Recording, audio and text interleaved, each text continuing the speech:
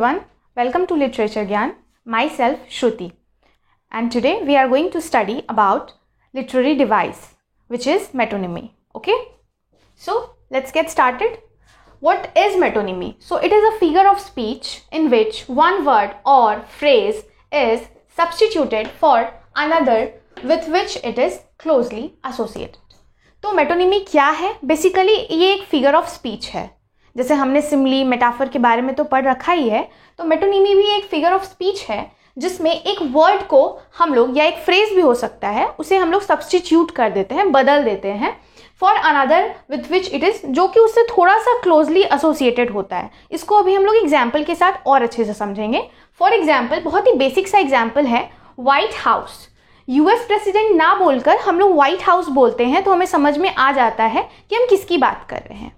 इसको और अच्छे से समझने के लिए, it is a way of replacing an object और idea with something related to it instead of stating which is actually meant. इसका मतलब है कि इससे हम लोग एक ऑब्जेक्ट या फिर एक आइडिया को रिप्लेस कर देते हैं इसी से कुछ मिलता जुलता आइडिया के साथ. ठीक है, मतलब कनेक्ट कर पाते हैं हम. For example, late me give you a hand.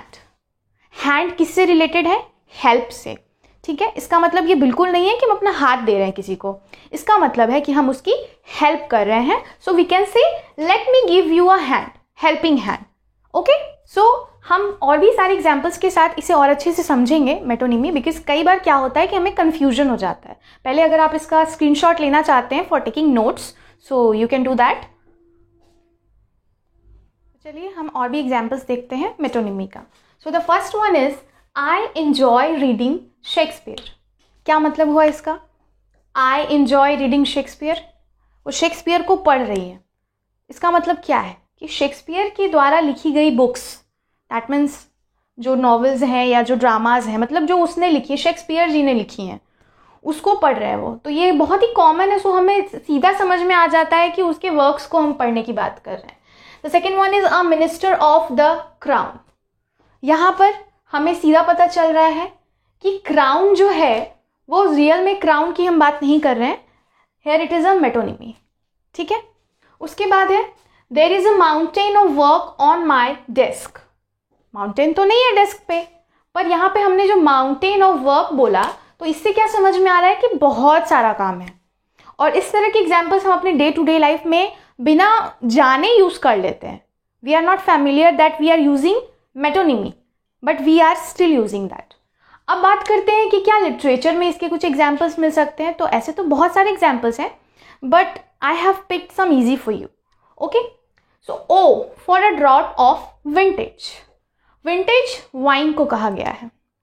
Wine की जगह पे यहाँ विंटेज वर्ड यूज हुआ है. ये आपको ओड टू द नाइटिंगेल जो पोयम है जॉन कीट्स की, उसमें ये लाइन मिल जाएगा. आपने पढ़ा भी होगा. The second one is friends, Romans, countryman, lend me your ears. तो यहाँ पे इसका क्या मतलब है? ये भी एक बहुत ही फेमस वर्क है, जूलियस सीजर, जो कि शेक्सपियर ने लिखी है. उसी का ये लाइन है, बहुत ही फेमस कोट है, friends, Romans, countryman, lend me your ears. मतलब मुझे अपने कान दीजिए. नो, इसका मतलब है कि मेरी बातों को ध्यान से सुनिए. ठीक है, एक और एग्जाम्पल हम अपने डे टू डे लाइफ से ले सकते हैं. Please clean the brass. Please clean the brass. तो इसका मतलब क्या है? ब्रास को क्लीन कीजिए. नो, इसका मतलब है कि जो यूटेंसिल्स ब्रास के बनते हैं उसको क्लीन करने की बात हो रही है. So this was all about metonymy. हमने मेटोनिमी के बारे में बहुत कुछ पढ़ना है वैसे तो, बट अगर एक सिंपलर कॉन्सेप्ट में बात की जाए तो this is all about metonymy. And you can again take the screenshot of the text, the examples which I have given. Okay guys, so learners, in my videos you are going to study about literal devices and all the concepts about literature.